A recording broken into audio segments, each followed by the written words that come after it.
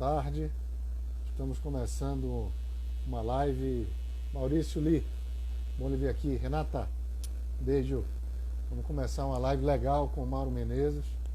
Vamos conversar sobre um tema do momento, que são as fake news. Charles, querido, beijo. O pessoal está entrando aqui, Mauro entra já já. Luciana, Luiz Eduardo, olha Mauro entrando aqui.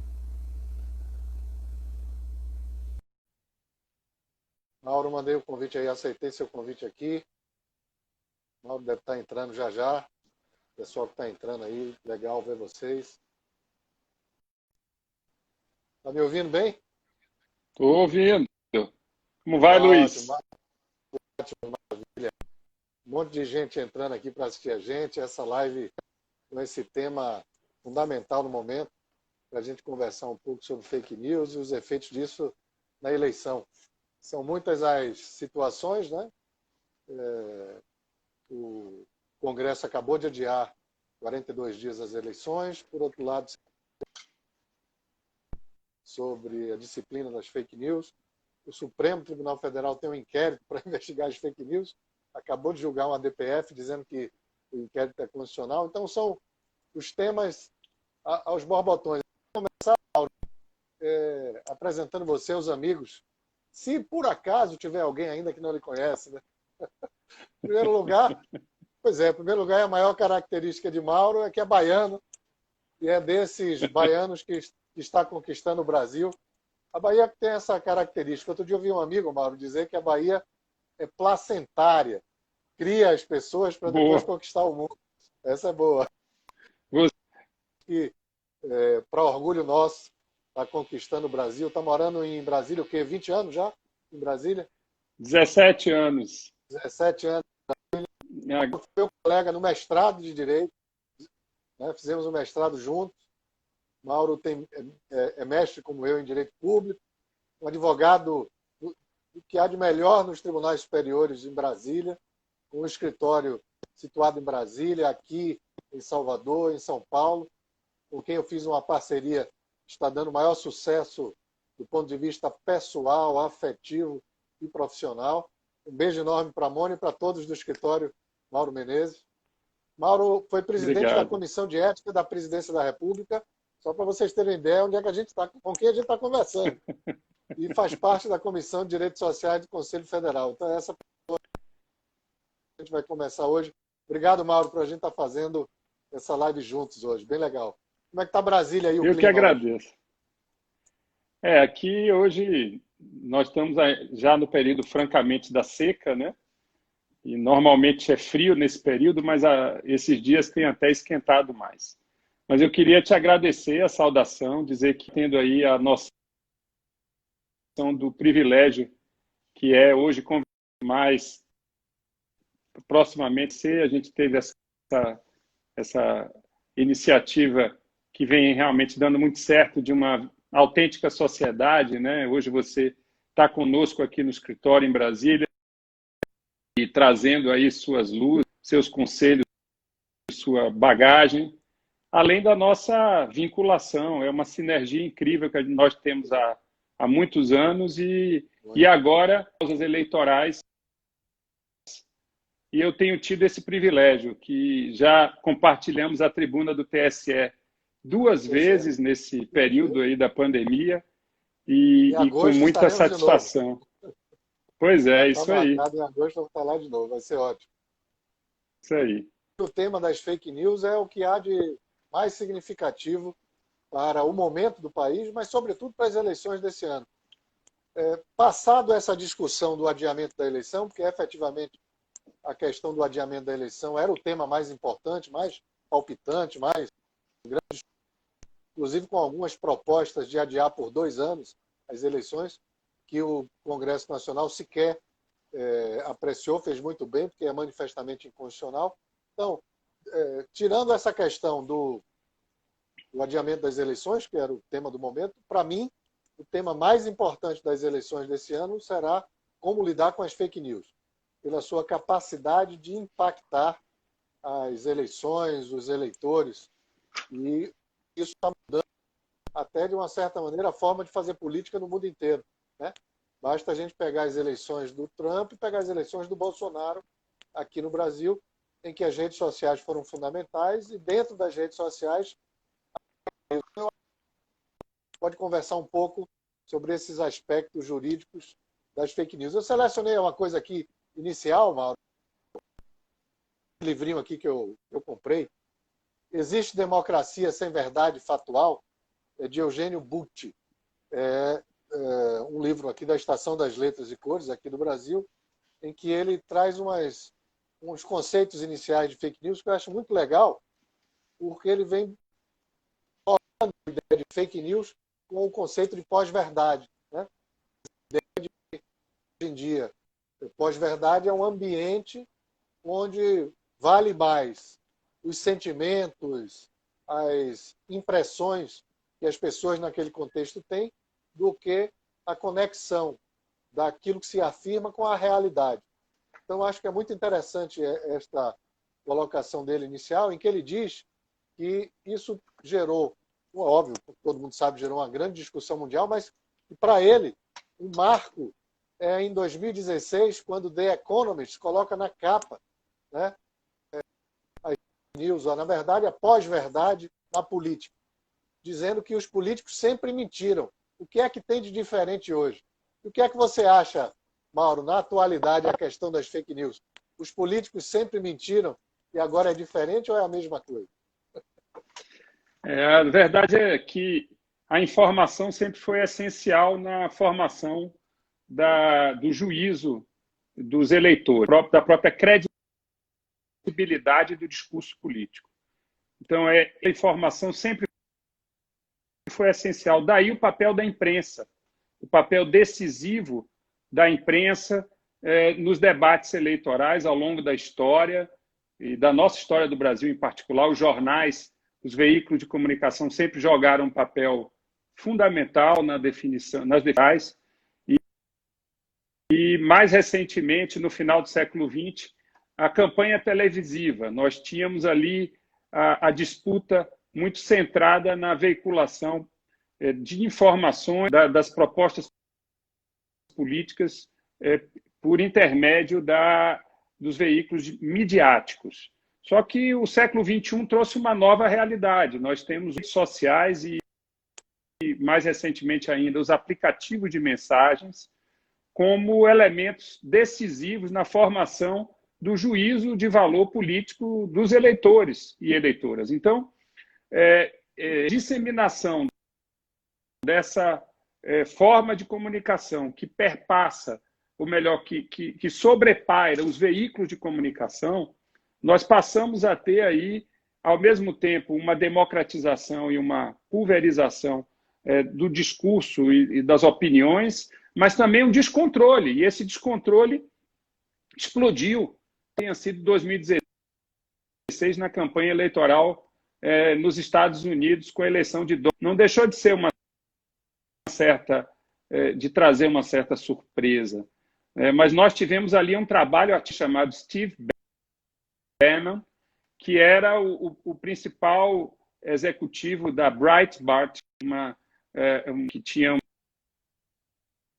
um site muito visitado de extrema-direita. Então, ele levou essa tecnologia, por assim dizer, esse know-how, à campanha presidencial americana. E o Donald Trump, com muita habilidade, ao tempo em que ele acusava a mídia tradicional de disseminar informações falsas, valeu fartamente de informações falsas para modificar os sentimentos da população dos Estados Unidos em relação ao cenário eleitoral. Então, tudo começa dali. Diria que verdade e mentira, elas estão conectadas nesse elemento informativo que é essencial no debate eleitoral.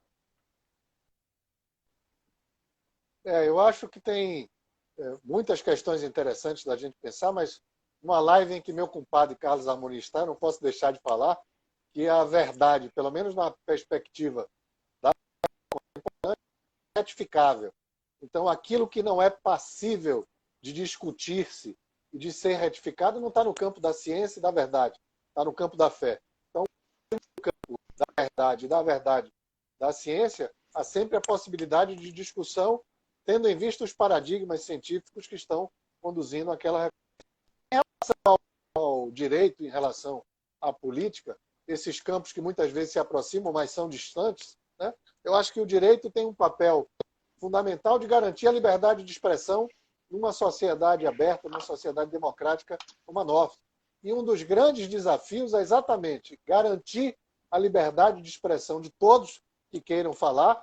A Constituição brasileira diz expressamente que a censura é proibida, é vedada, mas, por outro lado, que existem limites a essa liberdade de expressão, no sentido que você não pode sair ameaçando os outros, ofendendo os outros, sem que isso tenha repercussão jurídica. Então, eu acho que lidar com a liberdade de expressão e com as fake news é um grande desafio, né, Mauro? Porque a gente tem que garantir a liberdade, né? E todo esse aparato estatal, para, em certa medida, estabelecer limites, tem que também ser contido para que a gente não, por outro lado, para garantir a lisura do pleito, não possa eliminar a liberdade de expressão de todas as pessoas. Então, essa tensão entre liberdade de expressão e os limites dessa liberdade estão postos nessa questão das...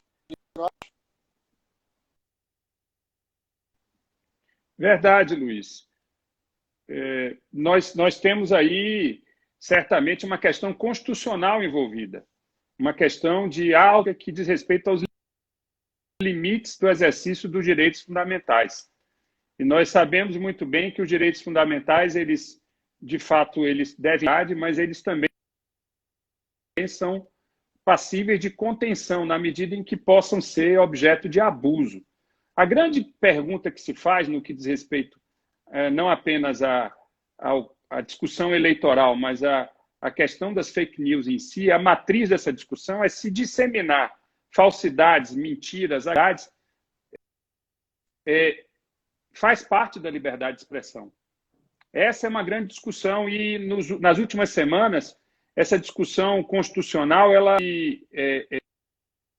desdobrou num debate de altíssimo nível entre professores de direito aqui no país. De um lado, a professora que escreveu um artigo defendendo a tese segundo a qual a liberdade de expressão não poderia ser limitada, mesmo a pretexto de se combater fake news. E, de outro lado, nós tivemos aí o grande constitucionalista e o professor de teoria de direito, Lênio Streck, todos defendendo a noção de que é preciso estabelecer limites a esses abusos, considerando, portanto, que não há uma legitimidade quando o discurso se converte num discurso de ódio, se converte num discurso contra as instituições e, em última análise, contra a democracia. A grande questão é essa, a deformação provocada pela desinformação, pelos enganos produzidos pelas mentiras que são disseminadas. Então, nós passamos a considerar a necessidade de um controle. E veja, Luiz, é muito curioso, porque quando nós falávamos de um controle na década passada, houve uma mobilização muito grande no sentido de que isso seria uma violação ao grande princípio constitucional da liberdade de imprensa, escudado na liberdade de expressão. Mas, na verdade, agora a lei que está em discussão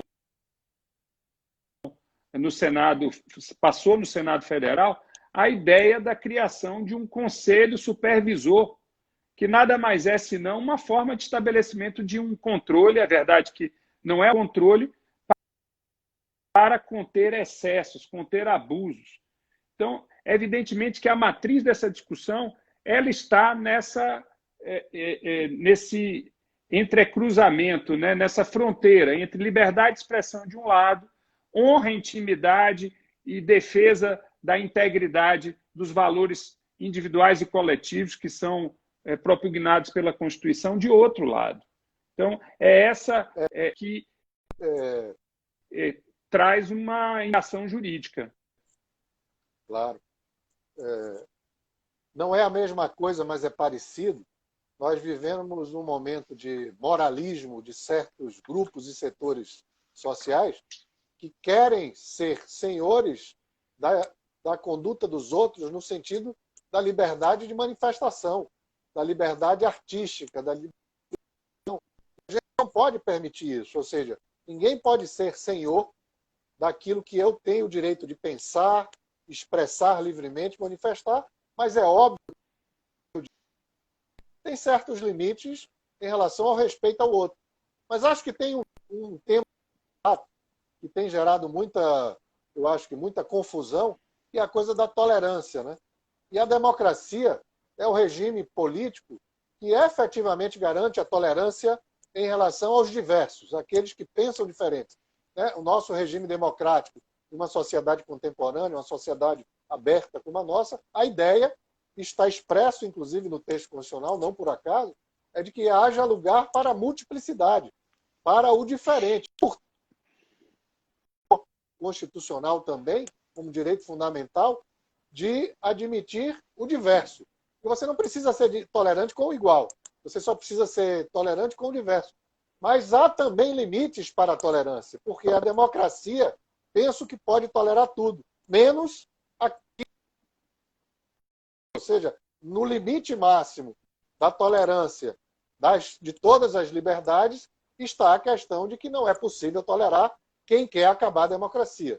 Por isso, certos discursos fascistas ou de índole fascista, não, porque isso significaria uma perda da própria democracia. Então, essa é uma questão muito importante, que é lidar com a coisa da importância das liberdades e da busca da verdade no limite do que seja o verdadeiro, e especialmente para o regime democrático, onde vai ter eleições em mais de 5.000 municípios, né? Candidatos a prefeitos, vice-prefeitos e vereadores, que vão debater os temas importantes para o eleitorado, mas certamente nós temos esse ano um grande desafio para que nós, cidadãos, nós, advogados e a Justiça Eleitoral, possa estabelecer marcos para que a propaganda não se transforme em algo capaz de distorcer a vontade popular através das fake news.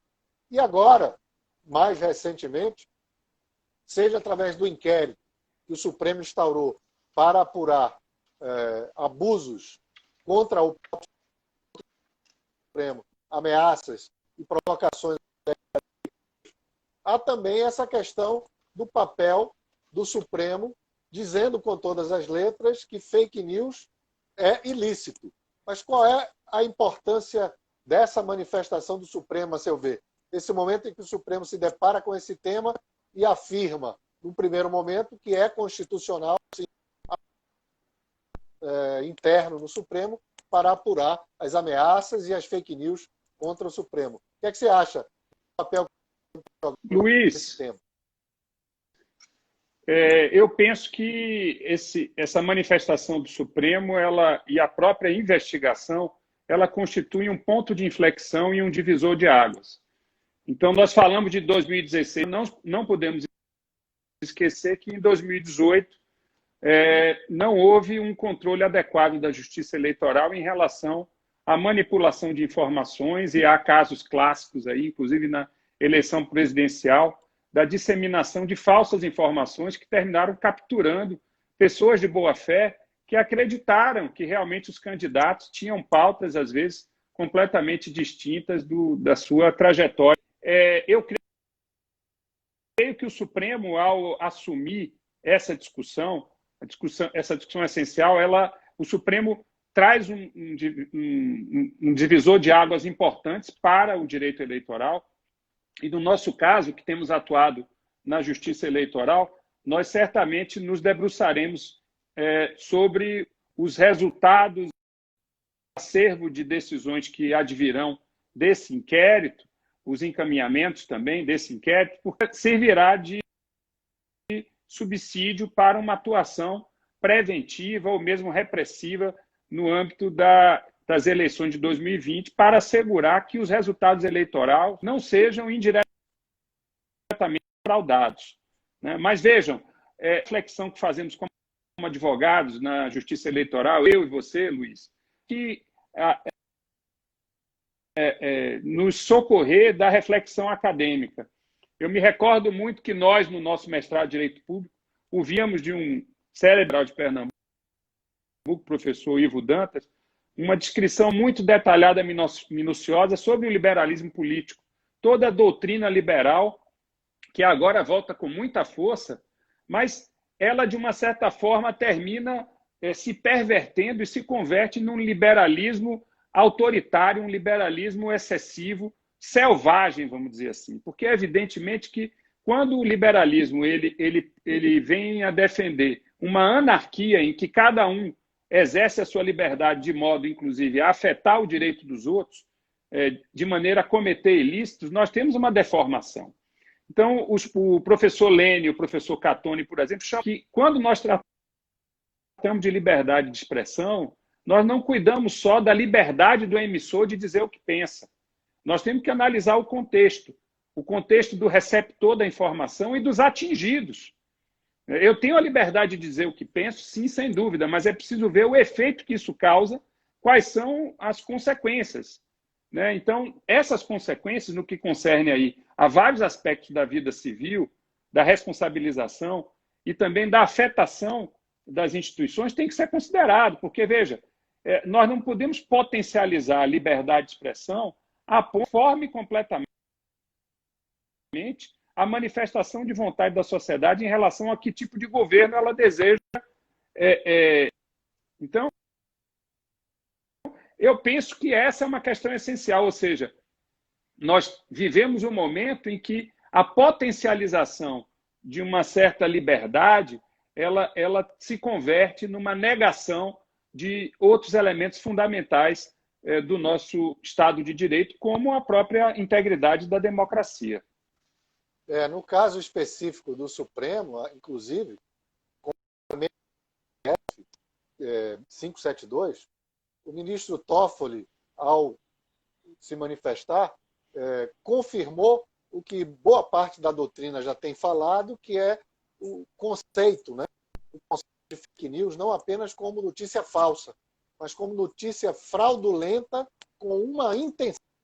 Então, ele expressamente, estamos falando de notícias fraudulentas, usadas com o propósito de oferir vantagem indevida, seja ela de natureza política ou econômica ou cultural. Ou seja, não é apenas a falsa notícia, a falsa informação, mas a fraudear a informação com uma finalidade de alcançar uma vantagem indevida. Do ponto de vista eleitoral, as fake news eleitorais, ou seja, com a finalidade de alcançar uma vantagem eleitoral indevida, né? Contaminar o resultado eleitoral. Os dois grandes princípios eleitorais que estão na Constituição, o parágrafo 9, a validade e a legitimidade das eleições. Eu vi você falando de Ivo Dantas, estava lembrando aqui do nosso professor naquele curso de mestrado. O livro está por aqui, sobre o problema da legitimidade.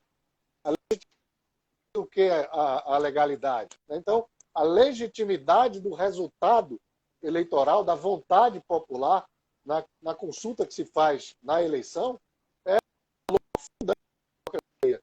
Então, os instrumentos utilizados para fraudar isso, quer dizer, para fraudar o resultado legítimo, é a nossa atenção. Não quero perder a oportunidade, os colegas têm me perguntado muito qual é a melhor doutrina. Eu acho que toda doutrina eleitoralista está se debruçando sobre as fake news, mas eu diria que os livros publicados pelo Diogo Reis, esse aqui eu acabei de receber, a segunda edição, Fake News, a conexão entre a desinformação e o direito, revista dos tribunais, vale a pena, porque é um conjunto de artigos de colegas que têm se debruçado sobre as fake news no aspecto eleitoral. E esse ano, que é um ano de eleição, a gente vai ter um impacto gigantesco das fake news no direito eleitoral e na justiça eleitoral. Isso será um grande desafio para divulgar essa área, podermos prestar um melhor serviço para os nossos clientes.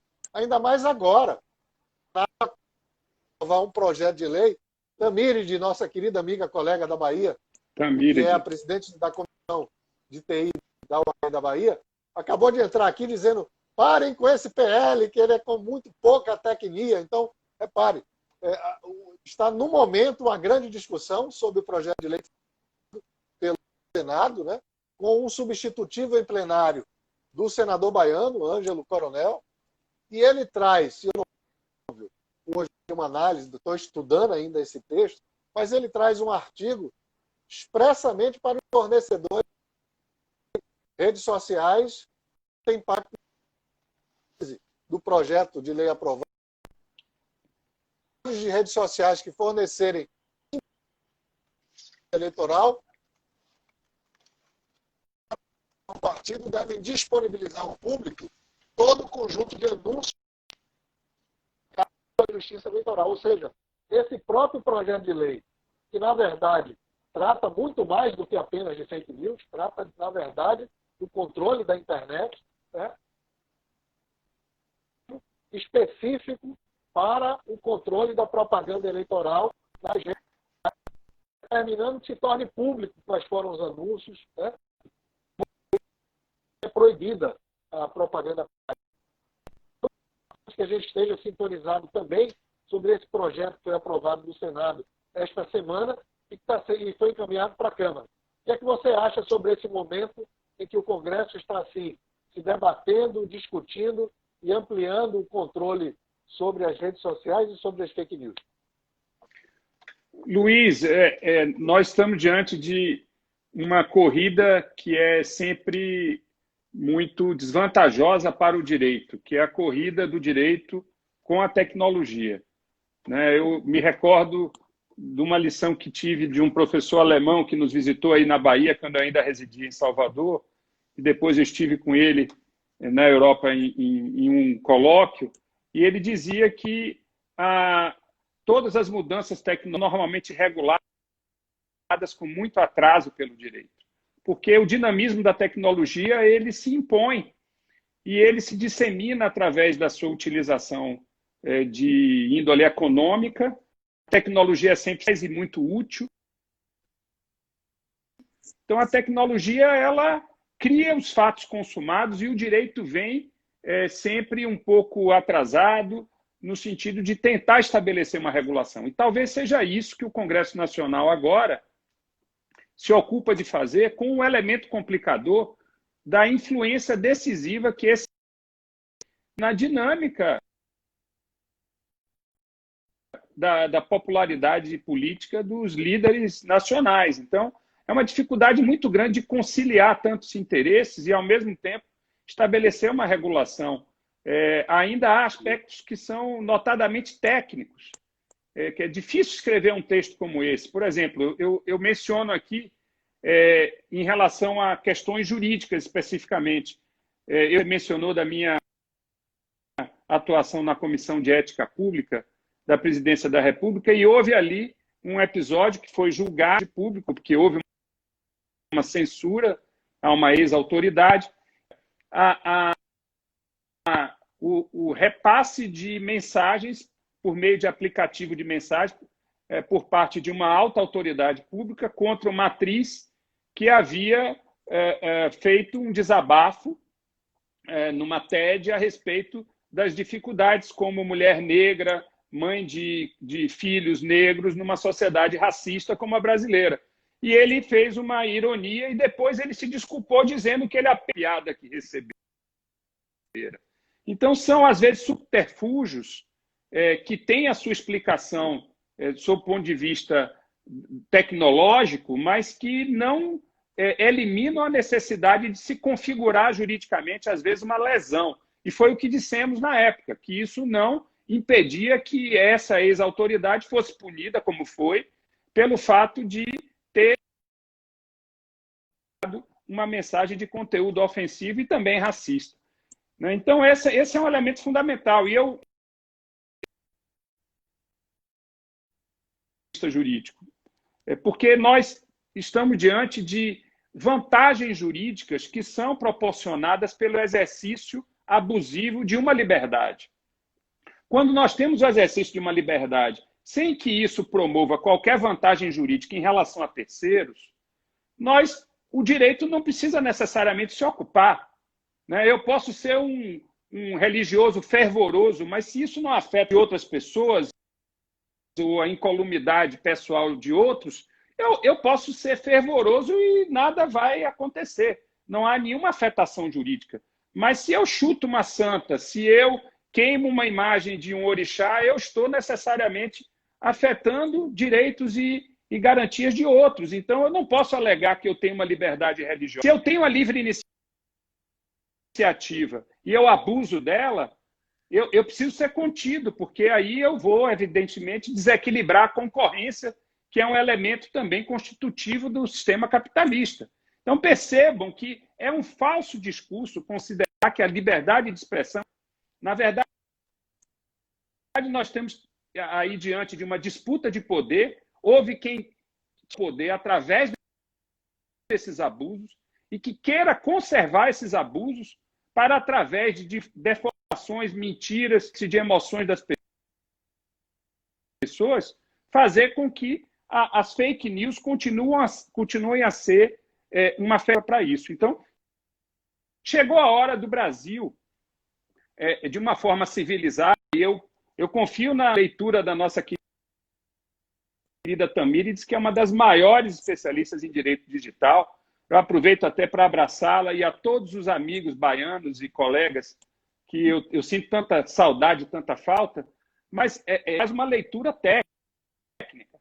Agora, que nós teremos que ter, sim, uma regulação ainda muito mais sofisticada, e os deputados vai se debruçar nesse projeto do Senado, pelo que sei, que nós possamos construir algo que seja civilizado e que não represente um cerceio à liberdade, mas, por outro lado, não concretize e não... Isso, exatamente. Eu penso na mesma linha sua.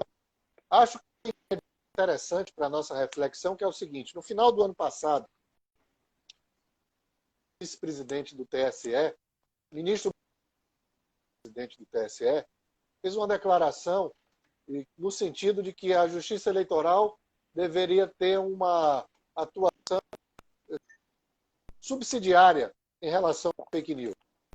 Fez algumas colocações bastante, digamos assim, incisivas. Eu pessoalmente acho que devemos ouvir o ministro Barroso quando concordamos e quando discordamos dele. Ele não tem palavras soltas assim ao vento. Acho que vale a pena a gente ouvir o que ele tem para dizer. Ele disse com todas as letras: não pensem que a Justiça Eleitoral vai controlar completamente as fake news. Né? Por quê? Porque tem um âmbito próprio da política. Então, os políticos vão ter que debater. Evidentemente, tem um campo enorme em que você vai discutir politicamente temas em que, eventualmente, possam existir interpretações distintas, até mesmo para os fatos.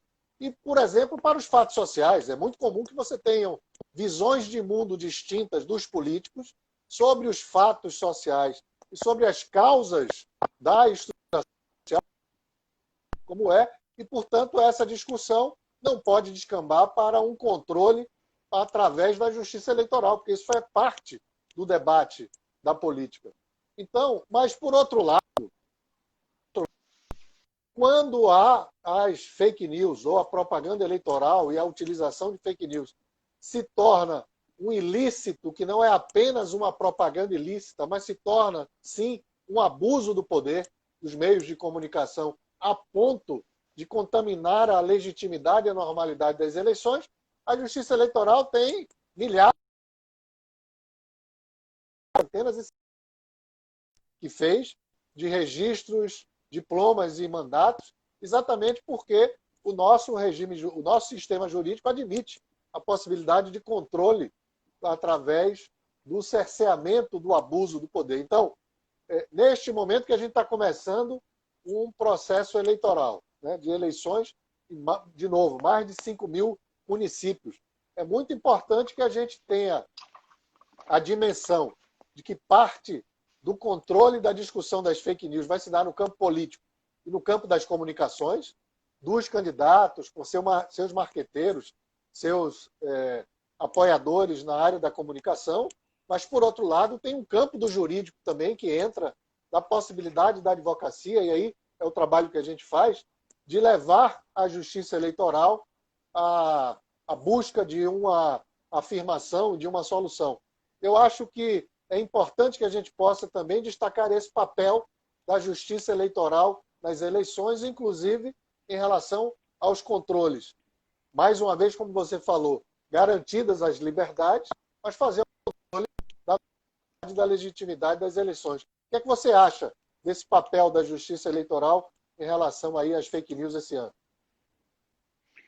Eu creio que esse papel ele será dimensionado a partir dessa pedra de toque da legislação eleitoral e do próprio direito eleitoral, que é a igualdade de oportunidades entre os... É preciso avaliar de que modo a utilização dessas ferramentas, ao mesmo tempo, ela transgride, ela resvala para o ilícito, e de que maneira isso venha desequilibrar realmente o pleito eleitoral, porque podemos ter uma situação em que a eleição aconteça, não seja possível prevenir a utilização dessas informações falsas, e a Justiça Eleitoral tenha que se debruçar posteriormente sobre um resultado eleitoral que foi constituído a partir de uma falsidade ou de falsidades, enfim, de circunstâncias livres. Então, o grande princípio tem que ser esse, ou seja, é preciso que se respeite o jogo,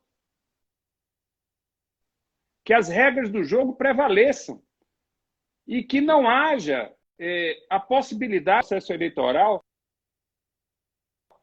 se valer de mecanismos que digam respeito à agressão, hostilidades, preconceitos, manipulação de informações, porque isso não é democracia. É preciso dizer que há quem usando o conceito de democracia, usurpando o conceito de liberdade de expressão. Trazer os conceitos de democracia e liberdade de expressão para do ilícito, o campo dos crimes contra a honra, o campo das mentiras e das falsidades é um desserviço à própria democracia. E a Constituição brasileira não. Eu creio, Luiz, essa noção essencial de que não é possível que nós tenhamos a ser validado, né, e que se mantenha íntegro, cujos mandatos venham a ser exercidos, que isso tenha partido nocivo, viciado. Esse vício haverá de ser identificado. Eu creio que as eleições de 2020, repito, a partir do inquérito das fake news no Supremo, elas também, ao meu ver, elas serão as primeiras eleições em que a Justiça Eleitoral terá, sim, um papel ativo para coibir, talvez prevenir, mas se não conseguir prevenir, coibir, corrigir, né, e sanar aquilo que for obtido de maneira ilegítima. Ela é o elemento capital.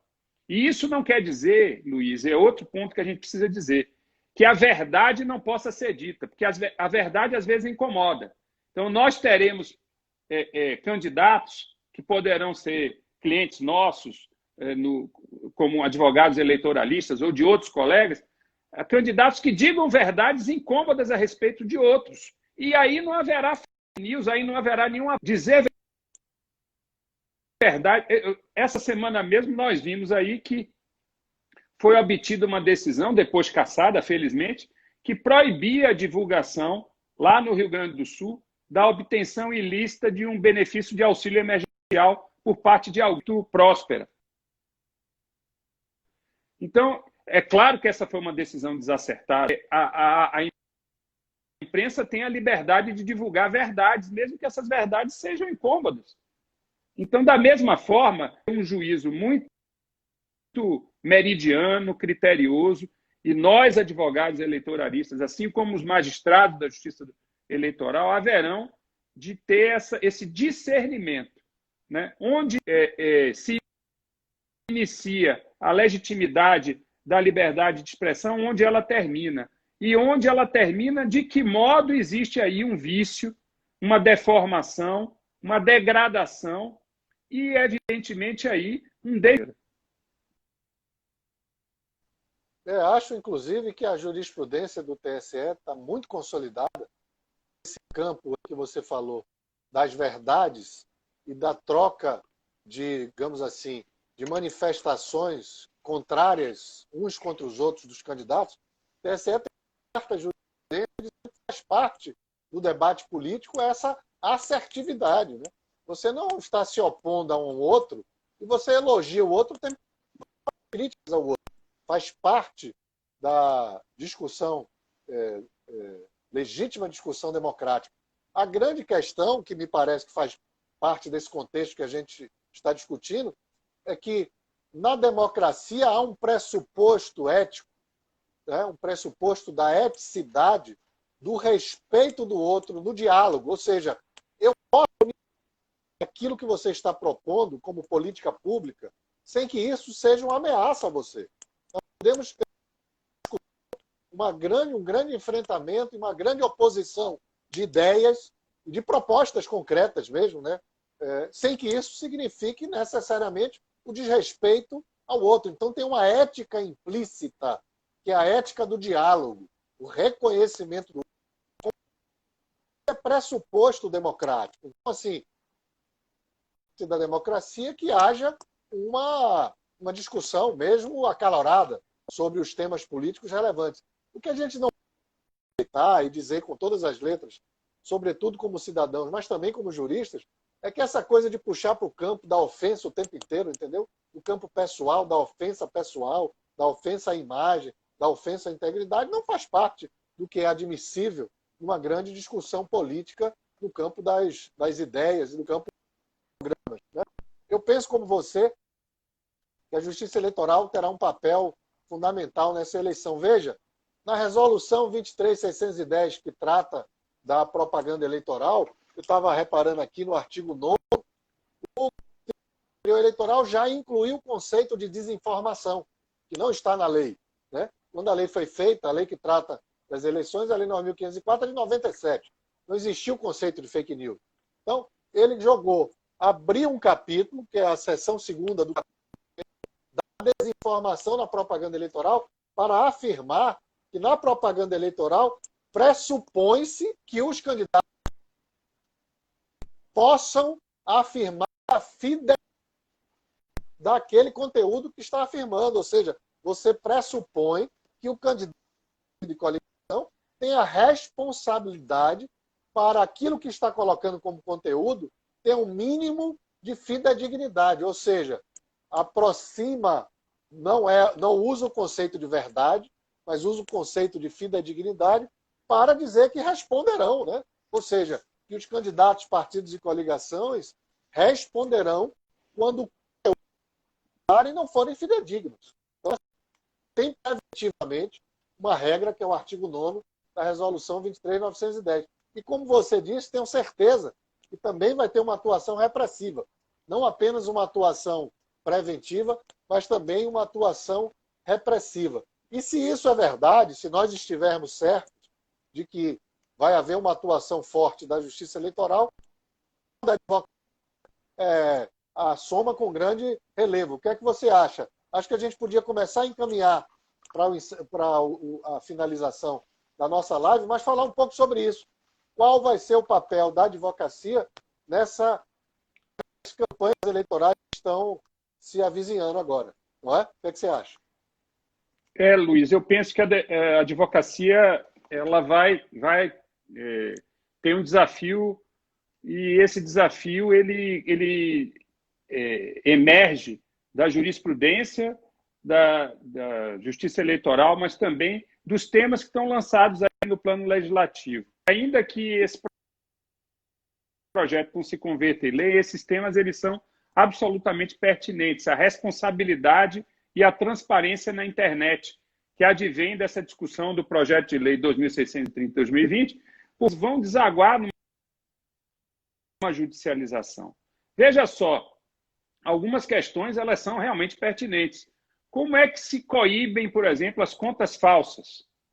Então, por exemplo, se um determinado candidato é criada uma conta falsa atribuída a um determinado candidato. E nessa conta falsa ele ofende a fé de algumas pessoas ou se manifesta de uma maneira completamente agressiva ou intempestiva. Como coibir isso? Como reparar os danos que isso causou? Como identificar os responsáveis? O projeto de lei fala que tanto os aplicativos de mensagem que tenham mais de 2 milhões de seguidores e as redes sociais têm que conservar durante um tempo de pelo menos 90 do acervo de informações para ser usado judicialmente, para ser requisitado judicialmente, para utilize como prova.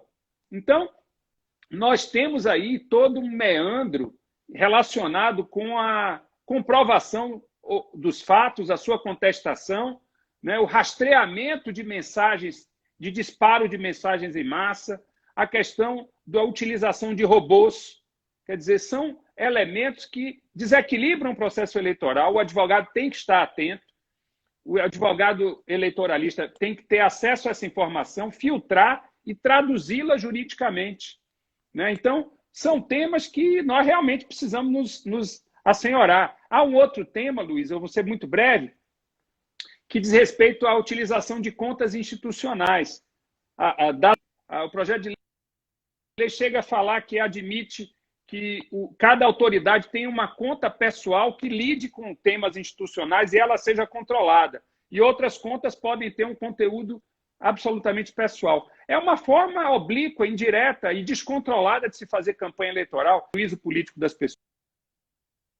Então, cada vez mais, é preciso lançar um olhar jurídico para evitar que os abusos sejam cometidos. E, você disse, é preciso recuperar, né, Luiz, essa dimensão nobre da política, dimensão qualificada, sofisticada, de enxergar o adversário não como inimigo, né, fazer com que o diálogo produza uma síntese que seja o melhor para o interesse público e não o melhor para aquela facção política. Porque aqui no Brasil nós tivemos debates célebres, inclusive no Senado, que seu avô presidiu. Naquela época mesmo, nós tínhamos ali, de um lado, Paulo Brossard, do outro lado, que debatiam em altíssimo nível e com bastante requinte intelectual. A gente sabe aí que o atual candidato a presidente do Partido Democrata, Joe Biden, ele tinha como um dos seus maiores amigos e uma das pessoas que mais admirava um adversário político, John McCain, do Partido Republicano, e eles contestavam um ao outro politicamente, mas se respeitavam. E ele foi, o McCain foi bastante pranteado quando do seu falecimento pelo Biden. Então, veja, essa é a dimensão que emerge da grande política e que precisa ser recuperada. É verdade que tem um longo caminho. Quando nós olhamos aí para nossas altas autoridades, é triste, porque o nível de degradação é muito grande. Mas precisamos alimentar a esperança de resgate e recuperação. E os advogados que atuam na justiça eleitoral, é claro, os magistrados também. Você citou aí o ministro Luiz Roberto Barroso, que demos com ele ou não em determinadas opiniões, é um estadista de altíssimo nível. Teremos que colaborar nesse processo de recuperação de uma institucionalidade saudável no Brasil. E acho também, você tem toda a razão, acho que além da gente ser, digamos assim, patrocinadores disso junto aos nossos eventuais clientes e amigos e políticos, vai ter uma coisa também da atuação prática e concreta nas eleições que nós estaremos fazendo e que diz respeito diretamente com esse novo mundo jurídico que é o direito digital, né? E assim, na hora que você tiver numa campanha e que sai uma notícia fraudulenta e que atinge diretamente a imagem do candidato, tem uma resposta imediata, tem que ser feita pela comunicação do candidato, pela área de marketing, comunicação política, e tem imediata uma medida judicial. Então, acho que essa coisa de estarmos enfrentando a questão dessa maneira bem, digamos assim, teórica, mas também do ponto de vista prático, é o que nos cabe como advogados e aos nossos colegas estarmos preparados para o enfrentamento do cotidiano da campanha, né? Assim, com instrumentos processuais e instrumentos jurídicos capazes de fornecer aos candidatos uma atuação melhor e uma atuação também preventiva, mas também repressiva. E acho que a advocacia vai ser fundamental, porque é a advocacia que vai provocar o judiciário para a construção de uma nova jurisprudência. E eu penso como você, acho que nós estamos num momento assim, de mudança mesmo, um momento paradigmático, de uma nova realidade que exige e exigirá da justiça eleitoral rapidez para a resposta. Eu, pessoalmente, estou há mais de 35 anos advogando na justiça eleitoral, tenho confiança na idoneidade das propostas, da atuação do Tribunal Superior Eleitoral do nosso país, com a composição que tem hoje. Tenho certeza que vai se debruçar sobre esses aspectos tecnológicos nesse dia e balizar daqui para frente como serão. Ou seja, as eleições de 2020 vão ser um marco, eu acho, para as futuras eleições e para a democracia do nosso país. Precisamos estar atentos e preparados para trabalhar nas eleições. Acho que a nossa live falou muito para os nossos colegas. Eu quero agradecer a todos que estão aqui, alguns que mandaram algumas mensagens, alguns que não mandaram mensagem. Mas Solange, muito obrigado por estar aqui. Inácio, muito obrigado por estar aqui. Sarquis, muito obrigado. Vários colegas que entraram aqui, muito obrigado. Acho que foi um momento de compartilhamento meu com o Mauro e com todos que estão aqui. Eu queria passar a palavra para a sua manifestação de encerramento, essa live tão gostosa ao longo dessa tarde, já início de noite, aqui nesse dia. Luiz, é uma forma também de matar a saudade. Eu já fiquei acostumado, e os colegas aqui, Tório, enfim, com esse convívio há 1 ano e meio com você aqui em Brasília, e a pandemia está nos privando em parte disso, mas a sua inteligência reluzente e a sua capacidade de ouvir e também de trazer ideias sempre muito bem estruturadas é algo que, para as pessoas aqui, para essa equipe grande e qualificada que a gente tem aqui, foi, de fato, um estímulo enorme. Nós temos nos valido disso. É um grande privilégio que estejamos juntos aí, não apenas na advocacia eleitoral, agora em 2020, eu, você e todos esses colegas, Maurício, o grande Maurício, seu sócio aí de Salvador, que hoje está integrado aqui com toda a nossa equipe de Brasília, mas em outros temas, porque, enfim, nós como advogados, e você é um grande líder da advocacia, nós sempre temos como objetivo, não apenas, e eu digo isso sempre para as pessoas que chegam no escritório, não se trata, a advocacia não se trata apenas de ganhar causas, de ter uma profissão e de ser reconhecido como isso, mas trata-se também de transformar a sociedade, de fazer com que nós tenhamos conquistas que são traduzidas e vai além da atuação isolada do advogado, mas na construção de uma sociedade em que o direito prevaleça para corrigir, sobretudo, as desigualdades e esses do Brasil há tanto tempo.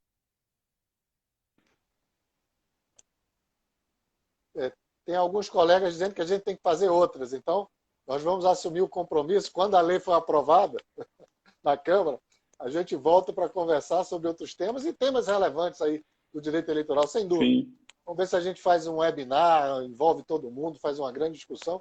Eu acho que é um momento de aprendizado mesmo, para todos nós. Né? E eu, estando junto com você, com Mônica, com Denise, com Renata, com Gustavo, com todos os colegas que estão aqui nos ouvindo, é uma alegria para mim. Eu aprendi há muitos anos atrás, pode parecer que não, mas eu gosto muito de futebol, viu? Eu jogava de lateral esquerdo. Eu aprendi há muitos anos que nos times de futebol você tem a maioria dos jogadores são aqueles que suam a camisa para ajudar o time. E vez por outra aparece um craque. Eu aprendi a ser alguém que sua a camisa. Eu sou um jogador, mas gosto muito de jogar com craques como você. Vez por outra a gente encontra um craque e você é desses que não perde a oportunidade de fazer um para dar água na boca. Você sabe que eu moro aqui na Graça. Está tocando o sino da Igreja da Graça, chamando os fiéis para a missa. Sinal de que está na hora da gente acabar a nossa live e agradecer a todos que estavam até agora conosco. Viu? Forte abraço, beijo no coração. Um abraço, meu amigo. O sino da Igreja de Catarina, Paraguaçu, aí batendo. Exatamente. É isso aí. Coisa boa demais. Um beijo, um abraço para todos os amigos e amigas e até a próxima. Vamos continuar falando de direito eleitoral aí durante o ano. Vamos sim. Um abração, Tem muita coisa para Luiz. falar. Um abração. Outro, tchau.